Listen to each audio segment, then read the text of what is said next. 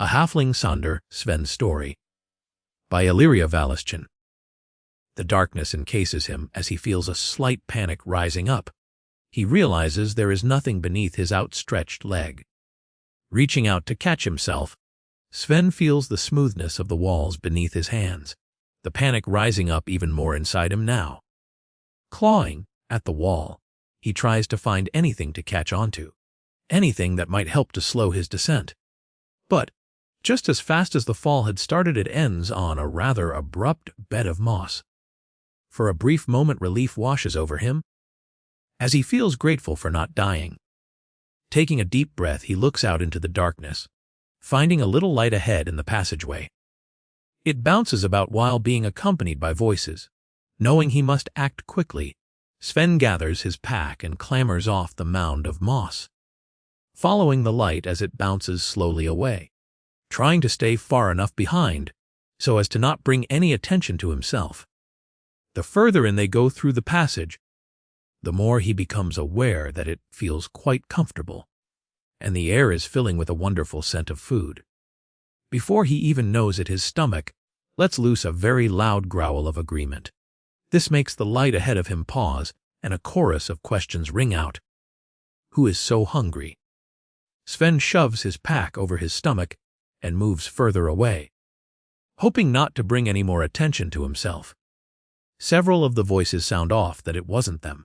A few unbearable moments of silence follows before the troop begins to move forward once again. Breathing a sigh of relief, Sven follows from a greater distance, and with a slower pace, not wanting to bring the party to a halt. The smell of food and noise picks up the more they walk, until it fades into one big cavern, a rather large room filled with halflings and gnomes bustling about. Not one of them paying him the slightest bit of attention. Most of them dealing with chores, helping to unload the supplies, or setting up the place for the evening meal. He soon spots the halfling who walked into the yard at Kerp's, the same one that he followed into the water and lost during the blast. Sven also notices something under his arm. It's another tube, just like the one that he had destroyed earlier that evening. However, it isn't as unstable as the one now broken into pieces inside Sven's pack. The halfling sets it down onto the table, then heads off to get some food. A little gnome girl walks over to the tube and gives it a few taps, before bending over and whispering something. A loud popping sound echoes out into the cavern, along with a few flashes of light. Then suddenly a figure of Kerp lands beside it. A look of surprise followed by a sheepish smile crosses over his face. With a little shake of his body, he stands and quickly rushes off for what Sven assumes is the line for food. Grabbing the closest bowl, he fills it with the tantalizing smelling stew.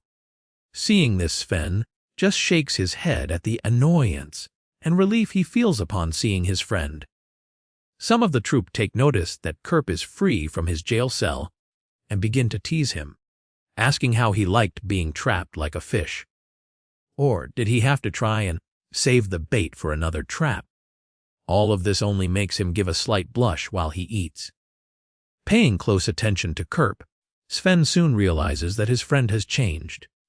He watches as Kerp goes about helping straighten things up and assisting with the odd tasks at hand, things that he had never done at home to help his own family out. While he is happy to do so with this bunch, Sven continues to watch as the evening settles down, no one even really acknowledging Sven, since he had tucked himself away into a pile of crates and furs. The joyous sounds echoing about start to soften as one by one the troop all curl up on the floor and begin to rest. Taking this as his chance, Sven stirs from his position and walks the room's edge until he is behind Kerp. Sven whispers, "Kerp, thank you for listening to my story. If you liked it, please like and subscribe and hit that bell for notifications."